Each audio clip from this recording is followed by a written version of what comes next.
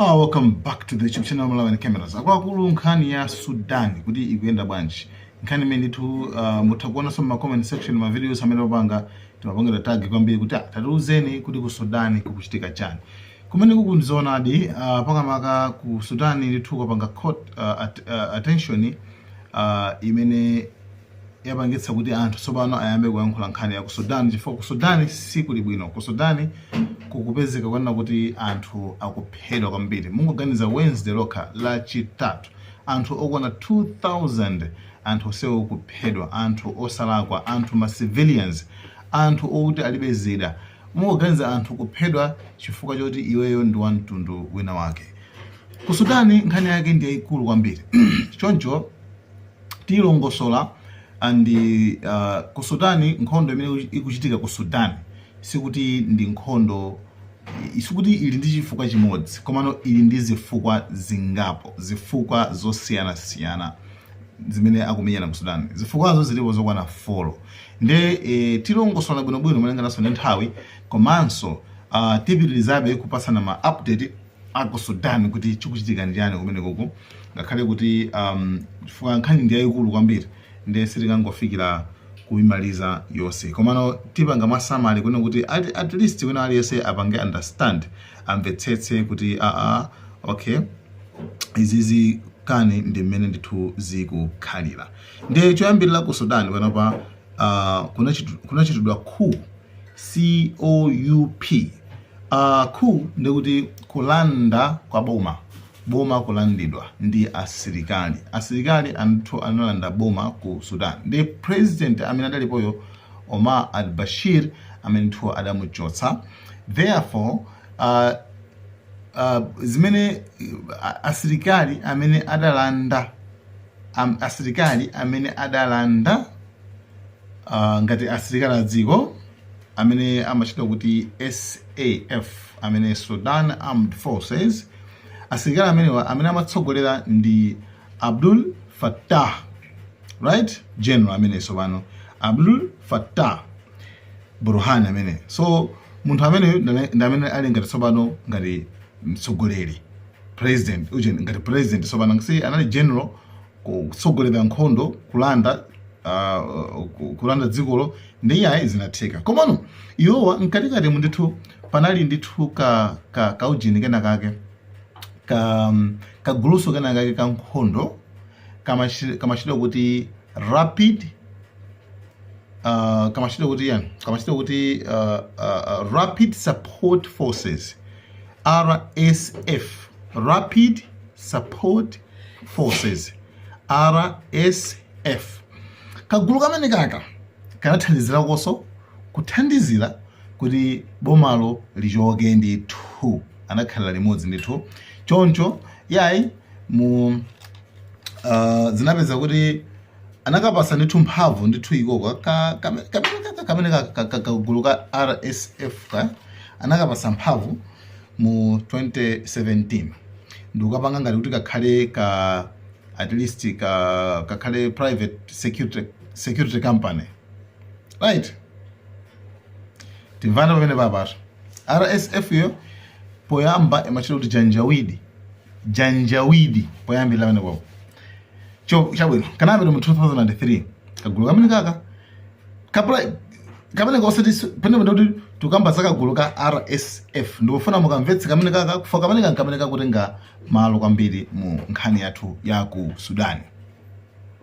Chabwino ndiyeno kagulu kamene kamamvana sopano ndi gulu la Sudan sopano limene la military limene lalanda boma ndikuma khala bwinobwino. That was, if I'm not mistaken, that was 2021 ndikuma khala sopano bwinobwino. Komano kagulu kamene ka sopano kamene kangokula mapiko sopano then nkupeza kuti kayamba zake kumene sopano kukutibweretsa sopano ku nkhani ya why ku Sudan kuli nkhondo pakati pa why anthu akumenyana akuthibulana ku Sudan, why ma civilians akuphedwa. Ndi kumene kuli zifukwa zokwana 4 zimene zikupangitsa kuti kumene kukhale chipwirikiti, kukhale kuti mtendere kulibe. choyambirira chifukwa choyambirira chimene ku Sudan akumenyana ndi power struggle. Kagulu ka asilikali amene wawa RSF ka tsopano kakhala ngati kapatuka kaukira, ngakhale kuti anali limodzi kufuna kugwetsa boma ndi gulu la Sudan ili, koma pano pakanena kuti ayi iko ndithu afuna katsogolere Sudaniyo ikhale m'manja mwawo. Njonchoto khuyo yambele napita pafana pabwere khu ina ndi ikoka ndithu kakufuna ndithu kalande mzinda kalande bomaso ndithu kuti ku Sudani kazilamulira kagulu kamene ka Rapid Support Forces RSF, kagulu ka asilikali. Tabwino kagulu kamene ka chifukwa chambere chimene chocho nkhani yake ndiyofuna kulimbirana mphamvu basi kuti iwo akhale in charge. Pachatu zikangoyamba za makhu COUP zolanda boma basi zimakhala ngati zimachulukira ku Burkina Faso boma linalandidwa kuzabweraso boma ujina asilikaliso inaso ajina Ibrahim Traore nkulandaso bomaso kulanda asilikali amene ndawo ndi zamakhu zimachitika makamaka senkhana chilendo kulandidwa ngati zayamba asilikali kulanda kubwera asilikali kulandaso choncho mango andilanda. Chabwino ndachifukwa choyambirira ndi chimene chokuti kumene kuku afuna ndithu utsogoleri, afuna mphamvu. RSF ikufuna itenge ikufuna ilande mphamvu dziko m'manja mwa SAF, Sudan Armed Forces. Afuna alande choyambira chimene chocho, chifukwa choyambira chimene chocho basi kulanda kufuna kulimbirana utsogoleri mphamvu ku dziko la Sudan ndiye sabamvesesa ndakoza ndizifua zipo follow. Chifukwa cha namba 2 nkhani yake ndi economic interest. Kumene kuku kuli ma natural resources especially gold. Awakulu kumatuluka gold ku Sudan, kuli gold ndipo ku Sudan kuli mafuta kumano gold kuli gold. Ndino RSF kagulu akakaka kasilikali nawa kakufuna ndithu kazipanga control gold amene ndiye mukudziwa kale pamene paoneka zoti pali gold, pamene paoneka pali gold chimachitika nchani. Chabwino chifukwa cha namba 2 ndi chimene chocho economic interest. Anthu akufuna basi azipanga control magulu ife gold iyi magulu kufuata gold wambiri amatengedwa amene ndi amapangidwa smuggled tulutsidwa basi mwagulitsa kunja. Komano amene apanga zimene zindani kagulu ka asilikali RSF ko osatika boma kayi. Chabwino chimene chifukwa cha namba 2. Chifukwa cha namba 3 chimene ndi ethnic tensions. Kumene kuli kusankhana mitundu. Ku Sudani kuli anthu amene amayankhula kuli aluya ku Sudani. Uzati munthu akuda bwinobwino koma ndi muluya aluya. Ndiye kuli gulu lina yake limene sali aluya. Ku Sudani ko kagulu kamene kaka amene sali aluyawo akusalidwa. Kagulu ka RSF kakumabwera ndithu ndi kuwapha kugogoda gogogogo kuona zoti iwe siwe muluya kukuphedwa kuthidzimulidwa kopsa kuja kuphedwa ndithu chifukwa iwe just because iweyo you are an Arab, non-Arab. That's all. Because you are non-Arab. Iwe simuluya ndiye akumaphedwa kumene koko. Khani imene iso ndi chifukwa cha namba 3 chimene chimachitika. Ndi anthu akona kuti kagulu kamene ka RSF kasatenge boma. Chifukwa kakatenga boma ndi kuti onse amene sali aluya ku Sudaniko ndi kuti aphedwa azivutika kwambiri. Chabwino chimene chifukwa cha namba 3 chimene chifukwa cha namba 4 chimene chomalizira chipanga connect chilumikizana ndi chifukwa cha namba 2. Tinena kala kuti kumene kuli golide ndi kuti mudziwonso kuti kumene ku imene chifukwa cha namba 4 ndi foreign intervention. Kulowelera mphamvu zakunja kwa dziko kulowelera amene momo kumapangaso kumapereka zida mumene momwe anthu wasukuti akungopanga okha komano akupasidwa ndalama akupasidwa zida kuchokera ku maiko akunja. Maiko ake ndani ndiye muone maiko amene ali apa. Yoyambirira Egypt, 2 United Arab Emirates, 3 Saudi Arabia, 4 Russia, 5 Ukraine. Maiko amene wawa osewa ali muti ali mu Sudan. Maiko sewa kupereka support, kupereka ndalama, kupereka zida. Nkhani yake ndiye kuti basi kuti muna yake gulu lawo limene kuti sipanga support ilo ndira apo maiko ndachula amene posewo ali ndi magulu awo mene momwe amene akapanga support chifukwa magulu awo akawina ndiye kuti nawonso interest ali ndi zopeza amene momwe achina golide. Mutha kuona chibachi golide akuluakulu golide ndi ndalama iti ndiyapeza kuti munthu ali ndi chigoli chachikulu ngati chinjwera yonje golide. Nde zimene zizi ndithu zikuchulukira kwambiri kumene kundithu. Therefore banayesesa maiko angapo kupanga broker ngati alose kontendere chani koma zonse sizinapole kanthu. Ku Sudaniko zimene zikuonesa zoti kwavuta kwambiri kwavuta.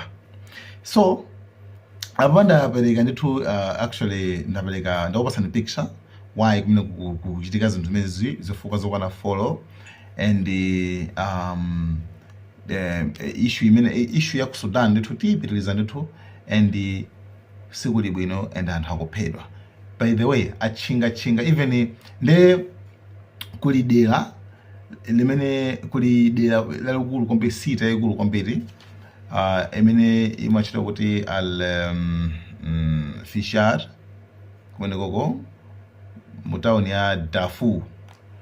Kumene koko ndi kumene ndithu anthu awawa awatsekera anthu like kutseka kuti asathawe mudilamo asathawe asatulukemo ndi kumango wapha amene mango kumano vuta kumapha civilians. And anthu amene akupanga zimene zizi ndi anthu a RSF kagulu kacha kamene kufuna kalandeko koma UN komanso ndi ma-organization international abanga accuse adzudzula akublame magulu onse awiri.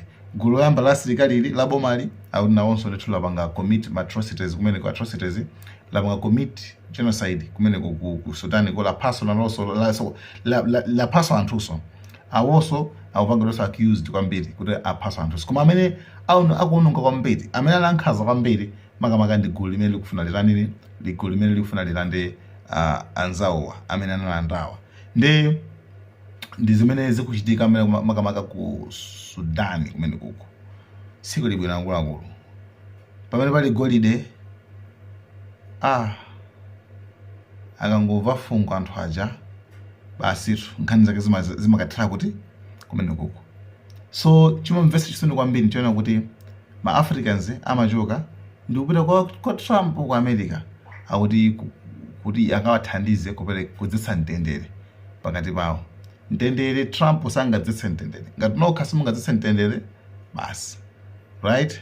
Mavuto ngati amene wawa mavuto ma foreign intervention anthu akunja akayamba kulowelerapo ndikuyamba kupereka ndalama izi ndizi mavuta nde mtendere sokuti wina akanga kuuze angadzetse mtendere mu dziko lanu anu ake ngati simukupereka mtendere simuzipasa mtendere nokha sizingatheke zimene zozo.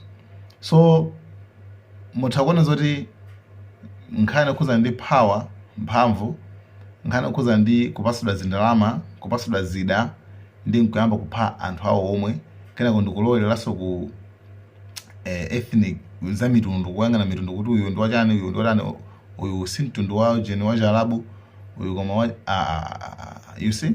So ndi mavuto ona kuti ukakhala phe kumalingalira si zinthu zabwino kuti izi zichitika. Ndiyeno chifukwa zilipo zambiri zimene zikuchitika kumene koko ifeyo ndithu tikhalabe tikupatsinani nkhanizo mwa pang'ono kuti kuchitika zotere mpaka na nthawi ina. By the way amayi Samia Suluhu Hassan aja awalumbiritsa okay, not awalumbiritsa koma no apangidwa declared as a winner ku Tanzania kuja nkhani ya Tanzania ija akuti to awina yo wacha basi panopa kaya sunzuka amuwina ndani kaya sundudziwa koma panopa ndithuzatheka kumeneko. Then guys, thank you so much. Tomorrow maybe tipasana to update inanso kumanso mwinanso timasithokoza santhu amene matipanga tag amene matifusa ma comment section kuti akulu talongosana nkhani ya ku Sudan kuti ikutani zikutani. Thank you so much for matiposta pambiri pepani kambe khanya inachedulapo kumabe feature mabize kumaso zona ndizena kumabe always timakhala kumwepo kumanso tizipasana ma update abwino. Guys, thank you so much. Malawi Cameras.